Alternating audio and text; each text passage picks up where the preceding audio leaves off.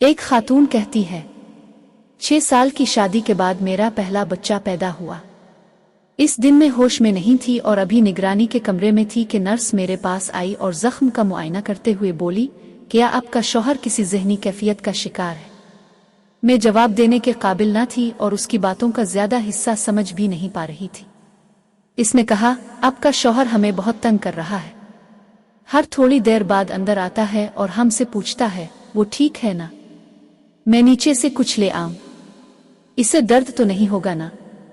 اس نے مجھے نہیں پکارا۔ کیا میں آپ کی مدد کر سکتا ہوں؟ وہ ہر نرس کو دیکھتے ہی روک کر آپ کی خیریت دریافت کرتا۔ حد یہ تھی کہ ہم آپ کو کسی اور آپریشن روم میں منتقل کرنا چاہ رہے تھے کہ کہیں وہ مزید پریشان نہ ہو۔ نرس نے ہنستے ہوئے کہا، وہ 3 بار نماز ظہر پڑھ چکا ہے۔ کیا تم نے کبھی کسی کو دیکھا ہے جو ہر بار جا کر قبلے کا رخ دوبارہ پوچھے؟ اس نے نیچے جا کر بچوں کے لیے ٹافیاں اور کچھ ڈبے مٹھائی کے خریدے اور ہر بچے کو دیا کہ تمہارے لیے دعا کریں کہ تم خیر و عافیت سے اٹھو اور کوئی درد نہ ہو۔ نرس نے مجھے کانولا کے بارے میں تسلی دی اور مسکرا کر کہنے لگی، لگتا ہے کہ وہ بہت سی فلمیں دیکھتا ہے۔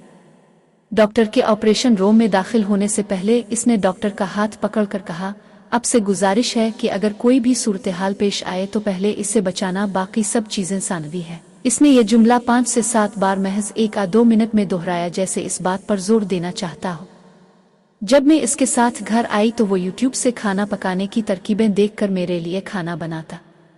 کبھی کھانا جل جاتا اور کبھی زیادہ نمکین ہو جاتا اور ہر بار یہی کہتا، شیف کی غلطی ہے، اب میں کسی دوسرے شیف کی ترکیب دیکھوں گا۔ وہ ایک کتاب بھی لے آیا جس میں زچگی کے بعد عورت کا خیال رکھنے اوپر بات کی گئی تھی، اور اس میں کچھ صفحات پر عمل کرتے ہوئے ہر روز میرے ساتھ ان ہدایات کو اپناتا۔ حالانکہ اس کی پڑھائی کمزور تھی، زیادہ مشکل باتیں میں خود پڑھ کر سوانتی۔ گھر کے کام اور کھانا پکانے کی تھکن سے شام تک آ کر میرے قدموں پر سر رکھ کر سو جاتا۔ میں اس کے بالوں میں انگلیاں پھیر کر اس کا سر تھپکتی۔ وہ میری درد کی گولیاں اپنی جیب میں رکھتا تاکہ جب بھی مجھے درد ہو اسے ڈھونڈنا نہ پڑے۔